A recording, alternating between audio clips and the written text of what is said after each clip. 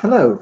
I thought it might be helpful to do a little introduction to St. Mark's Gospel because tomorrow, or the first Sunday of Advent, we begin reading each Sunday from Mark's Gospel for most of the year. Now, to prepare for this little session, I did something which I would normally do by way of preparing a talk. Normally, I'd be reading things and making notes and sorting something out.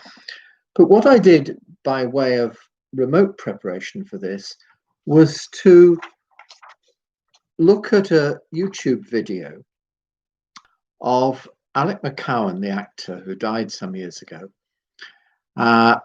who back in the late 1970s devised and directed his own solo performance of the complete text of St. Mark's Gospel.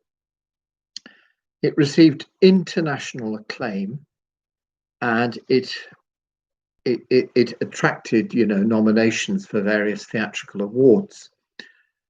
It opened at the Riverside Studios in London in 1978, and that was the beginning of a long West End season, which also was at the Mermaid Theatre and the Comedy Theatre. And then he took the production to New York and appeared in the Playhouse Theatre and the Marymount Manhattan. Now, I say this because, first of all, the video is about an hour and 40 minutes. You don't have to watch it all at once, but it's utterly brilliant, not only in the theatrical carrying out of it, because it really does bring the Gospel of Mark to life, but in the introduction that he himself gives to the performance. And one of the things that he says is that of all the Gospel writers, Mark is the most concise and the most spare in his use of language. But maybe as a little Advent exercise, you might like to, over the coming few weeks, have a look at the performance. Maybe not watch it all at once, but it's electrifying because it really does bring that gospel alive. And I think it's a good kind of background for any sort of Lectio Divina.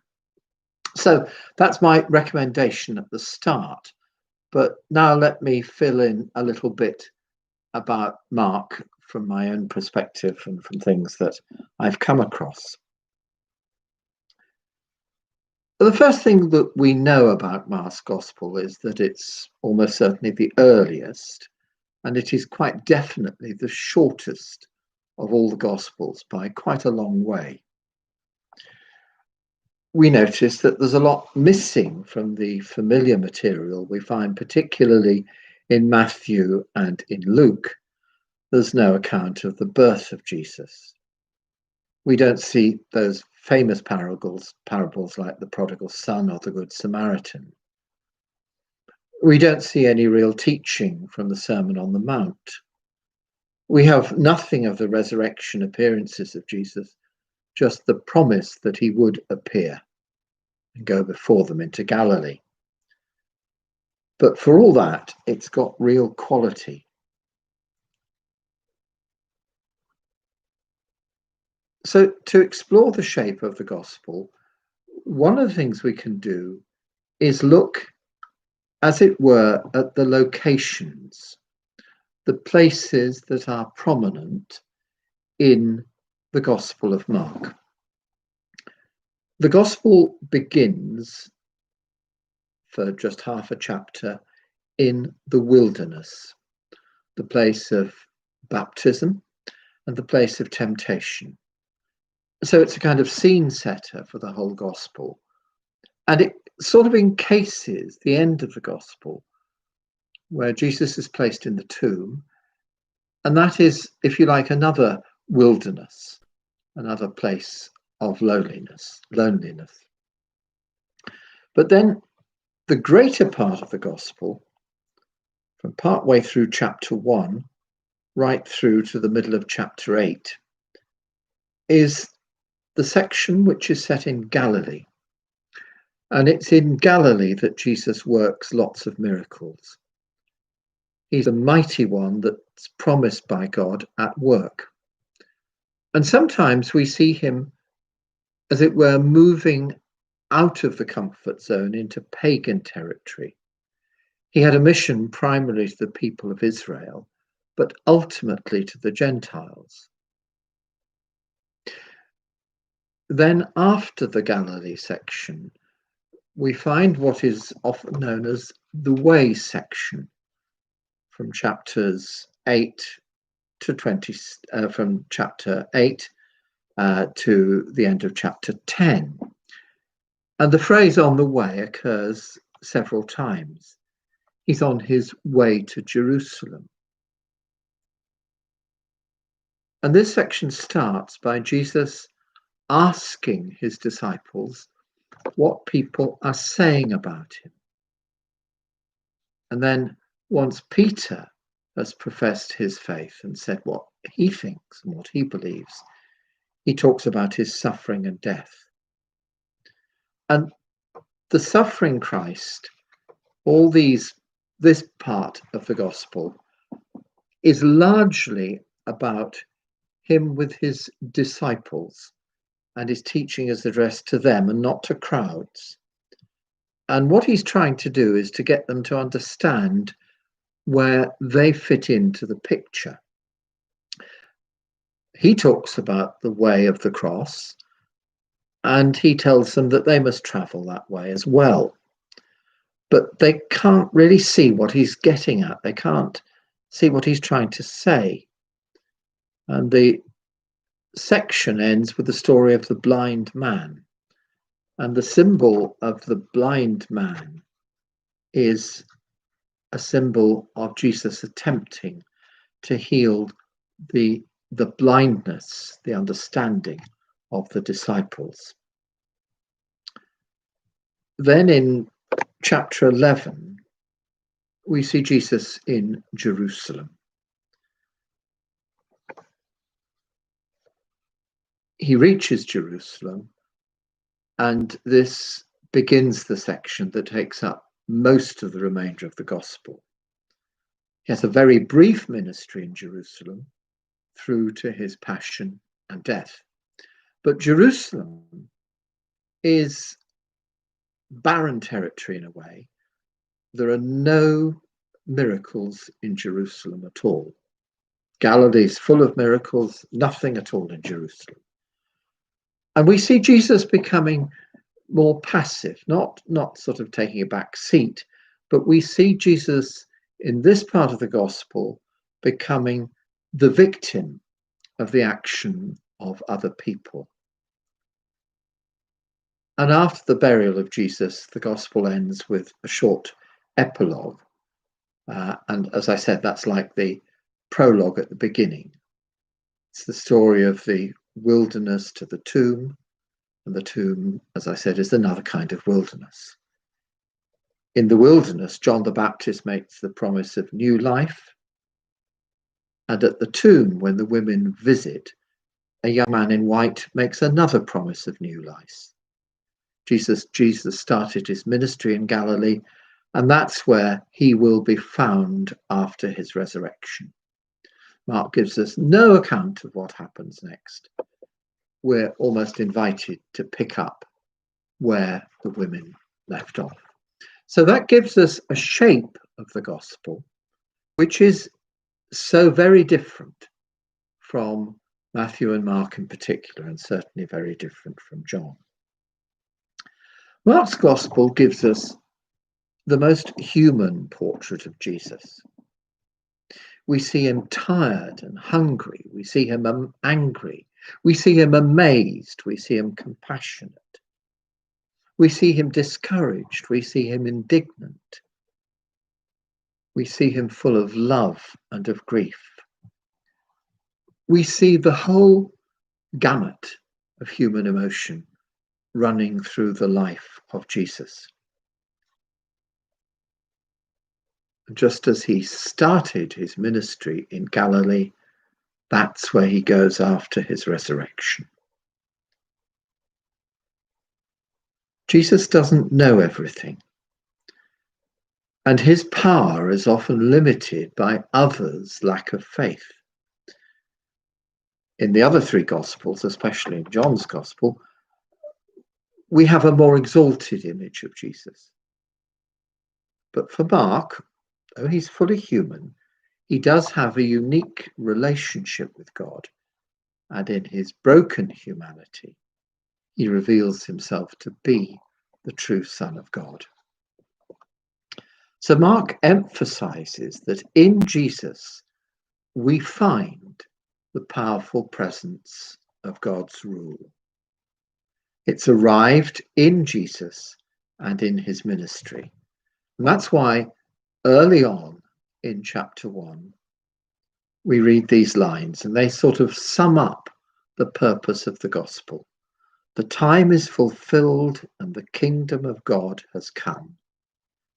And that coming of the kingdom is shown in his healing the sick, in his feeding the hungry, in his eating with sinners, in his gathering together a new kind of community with the disciples. And during this time in Galilee, Jesus speaks and acts with the power and the authority of God. And the fullness of God's rule will come at the end of time when Jesus returns in glory. Proclaiming the gospel demands a response. And that response, in Mark's terms, is repenting and believing the good news. Repenting is breaking with the past and turning to God, and believing is recognize that God does rule in Jesus and that we must entrust ourselves to him. But always it's God who takes the initiative, and it's we who respond. God's action makes our action possible. Mark emphasizes that the one through whom God was powerfully working is also the same one who was crucified, and crucified not in power but in weakness. The powerful one died in shame and weakness. Now, the cross is central in Mark's gospel. The whole of the gospel is moving inexorably towards the passion and death of Jesus. And the plot to kill him is something we find much earlier in Mark's gospel than in the others. And more than a third of his gospel is taken up with the events of Jesus' last week. And the God who was at work in him, in his ministry in Galilee, is also at work in his passion and his death. Mark is trying to tell us that the most powerful demonstration of God's rule is at work here. Because God's reign, God's rule doesn't come without persecution, without people giving of themselves. And it's on the cross that Jesus makes this identity much more fully clear to us. Before, they couldn't really understand what it means to say that Jesus is the Christ, the anointed one, until he's crucified. And then, when he's on the cross and has died, it's not one of the disciples. It's not a Jewish follower. It's a Roman centurion who is the only one who recognizes this truth as he hangs on the cross. Truly, this man was Son of God. So the cross is the symbol of discipleship. We who are his followers walk in the way of Jesus. But one of the things that Mark does is highlights the failures of the disciples to understand who he is. They struggle to grasp with it. And that's nowhere more evident than in the story of the storm at sea, where the storm is calmed. All they can say at the end is, "Who is this then?"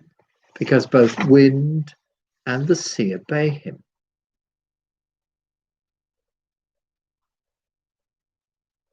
Mark doesn't give an answer at that point. He just shows up the confusion and perhaps the refusal of the disciples. And his gospel also brings out their lack of loyalty. Judas betrays, Peter denies, and the rest desert him. And this rather negative picture might have been put in to encourage other people elsewhere and subsequently who had failed to stand up for their faith. What Mark was saying is, look at the disciples. They failed, but they came through to the other side. And so these failures were in a way to reassure the kind of people who themselves had not come up to scratch. The first disciples failed, but Jesus didn't jettison them or abandon them. He was faithful to them. He would stand by all who failed. And sometimes where the insiders, the disciples, fail, we see outsiders turning up trumps. We see the pagan woman who wanted her daughter freed of demons, absolutely persistent. And Jesus is saying things like, well, you know, the food's not to be given to the dogs from the master's table. It's for those who are the guests at the table. But she keeps on and she's persistent and she says, yeah, but even the crumbs that fall from the master's table, the dogs can have. And then we have the blind beggar and the poor widow and the woman who anoints Jesus and that Roman centurion that I referred to. So this is a gospel in which Jesus works in Galilee, teaches his disciples who don't always grasp it, but it's a gospel that also features outsiders.